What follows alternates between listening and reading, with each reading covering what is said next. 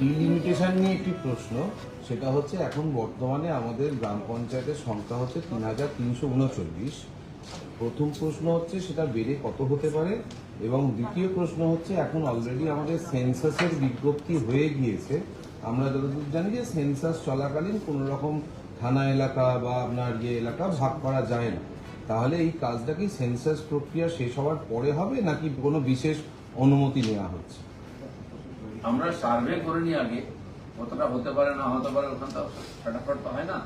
আমাদের কাছে তথ্য এসে গেলে আমরা ডিপার্টমেন্টকে বলবো যে এই আমাদের কাছে পরিস্থিতি আছে, আপনারা বাড়ান কমান বা এটাকে জুড়ুন কাটুন। সেই ব্যাপারটা পুরো খুলে দেখার জন্যই আপাতত কাজ শুরু হচ্ছে, আমাদের ডিপার্টমেন্ট থেকে আমরা করছি। পরবর্তীকালে এটা করতে অনুমতি না হবে। নিয়োগ প্রক্রিয়া শুরু হবে আপনি বলছেন, পূর্বতন সরকারের আমলে এই নিয়োগে প্রচুর দুর্নীতি হয়েছিল পঞ্চায়েত নিয়োগে। কবে থেকে এই নিয়োগ প্রক্রিয়া শুরু হবে এবং স্বচ্ছতা বজায় রাখতে আপনারা কি পদক্ষেপ? এই যে ৬,০০০ ৬,৫০০ পোস্টের জন্য অনুমতি পাওয়া গেছে, তার জন্য কোনো সংস্থাকে আমরা নিয়ে যেভাবে অন্যান্য রাজ্যে নিয়োগ প্রক্রিয়া চলে, তারা এসে এই পরীক্ষা সঞ্চালন করবেন, তারা এটা করবেন, আর সেই অনুযায়ী পুরোপুরি স্বচ্ছভাবে যাতে হয় তার ব্যবস্থা করা। স্যার, প্রচুর জায়গায় panchayat area particularly central schemes have not been implemented, মানে ঠিক করে ইমপ্লিমেন্টেশন হয়নি অনেক কটা গ্রাম পঞ্চায়েতই অনেক জায়গায়। মেজর নিয়েছিলাম আমরা ব্যবস্থা, যে ফিডব্যাক আমাদের কাছে এসছে মনিটরিং এর পরে যে এই জায়গায় সমস্যা হয়েছে, সেগুলোকে ঠিক করার চেষ্টা হচ্ছে। এবারে সমস্ত জায়গায় আমাদের বিধায়কদেরকে যুক্ত করতে বলা আছে। যেমন অ্যাডমিনিস্ট্রেটিভ মিটিং এ মাননীয় সিএম বলেছেন, ডিএমদের মিটিং এ তাদেরকে ডাকাও হয়েছে, সেখানে আমিও আমার জেলাতে ছিলাম মেদিনীপুরে, তাদেরকে নির্দেশ সিএম চিফ সেক্রেটারি দিয়ে দিয়েছেন যে সমস্ত উন্নয়নের কাজে বিধায়কদেরকে যুক্ত করতে হবে। এবং বিডিওদেরকেও তাই বলা হয়েছে, যে বিডিও যে বিধায়কের আন্ডারে আসেন তিনি সমস্ত উন্নয়নের কাজ যোজনার ক্ষেত্রে সেখানে তাকে অংশীদারি করে ডাকবেন। আজকে আমরা এই মাত্র আমি ভিডিও কনফারেন্স করে এলাম সারা প্রদেশের 400 জনের সঙ্গে, তাতে আমাদের ভিডিওরা ছিলেন এবং সেখানকার গ্রামীণের সমস্ত বিধায়করাও তার মধ্যে ছিলেন। সবার সামনে জিনিসটা ক্লিয়ার করে বলা হয়েছে, উন্নয়নের সমস্ত কাজ সমস্ত প্রতিনিধিদের সঙ্গে নিয়ে করতে হবে। দিদিদা, যেটা বললেন যে জনরোষের ভয়ে অনেক প্রধানরা পঞ্চায়েত অফিসে আসতে পারছেন না, সেই কাজগুলো বললেন যে ডিস্ট্রিক্ট ম্যাজিস্ট্রেট দিদি করাবেন বলে, মানে এটা কি আপনারা সমস্তই, মানে যা যা বকেয়া যে প্রকল্পগুলো পড়ে আছে? ম্যাজিস্ট্রেট তো অলরেডি এগুলো দেখেন, যে পঞ্চায়েতে এরকম অচল অবস্থা তৈরি হচ্ছে সেখানে বিকল্প ব্যবস্থা করতে হবে। কিন্তু অনেক প্রধানই আসছেন, কাজ করছেন, কারণ যিনি নির্বাচিত হয়ে থাকেন তো এসে কাজ করা উচিত। জনতাকে সুবিধা দেওয়ার জন্য, উন্নয়নের জন্য তাদেরকে লোকেরা নির্বাচিত করেছে। যারা অনৈতিকভাবে নির্বাচিত হয়েছেন তারা অধিকার হারিয়ে আসছেন না, বাকি পঞ্চায়েত ব্যবস্থা আছেই, নির্বাচিত হবে, সেটা কাজ করুক। স্যার, একটা জিনিস, মানে আমরা শহর এলাকায় যেমন দেখছি বহুতল উঠছে, গ্রামীণ এলাকা বা সেমি পেরি আরবান এলাকা যেগুলো পঞ্চায়েতের অধীনে রয়েছে সেখানেও আপনার অনেক বহুতল উঠছে। তাহলে আমরা দীর্ঘদিন ধরেই জানি একটা চলছিল যে পঞ্চায়েত এলাকার যে বিল্ডিং প্ল্যান, সেই বিল্ডিং যে প্ল্যান তার একটা রিভাইভালের একটা প্রচেষ্টা নেওয়া হয়েছিল। তাহলে সেইটা কি আবার করে কোনো করা হবে?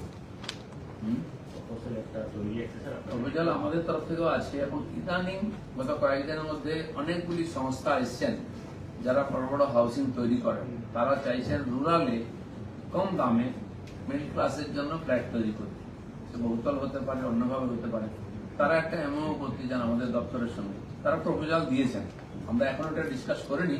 আগের যে ব্যবস্থা ছিল আপনি দেখেছেন অনেক জায়গায় এরকম বিল্ডিং তৈরি হয়েছে, হাউসিং তৈরি হয়েছে, লোকালি বিডিওর জায়গা দিয়ে দেবেন তাদেরকে, পঞ্চায়েত যে জায়গা পড়ে আছে যাতে সেখানে উন্নয়ন হয়। বহু জায়গায় অনিয়মিত ভাবে বিল্ডিং তৈরি হচ্ছে, রাস্তাঘাট ঠিক মতো হচ্ছে না।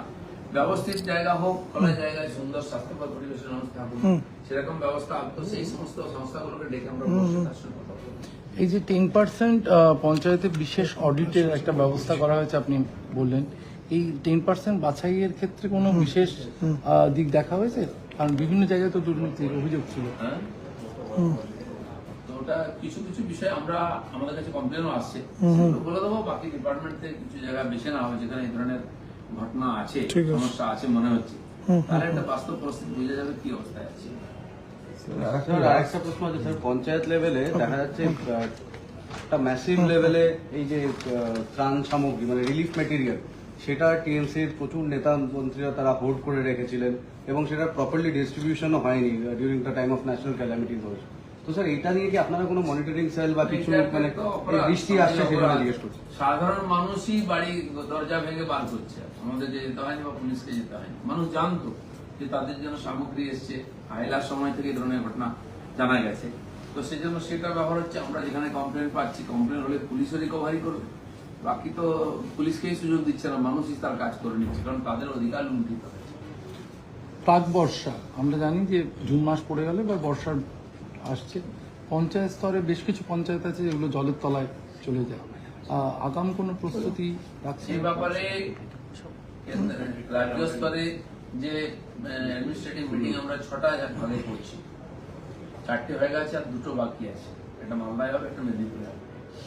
তো সেখানে মাননীয় চিফ সেক্রেটারি এবং চিফ মিনিস্টার ছিলেন, তারা বলেছেন, ইঞ্জিনিয়ার ছিলেন, সেই বিষয়টা যেটা জানা গেছে, নির্দেশ দেওয়া হয়ে গেছে, কাজ শুরু হয়ে যাবে। দেখবেন খাল সংস্কার হচ্ছে, নদী সংস্কার হচ্ছে, বাঁধ রিপেয়ারিং হচ্ছে।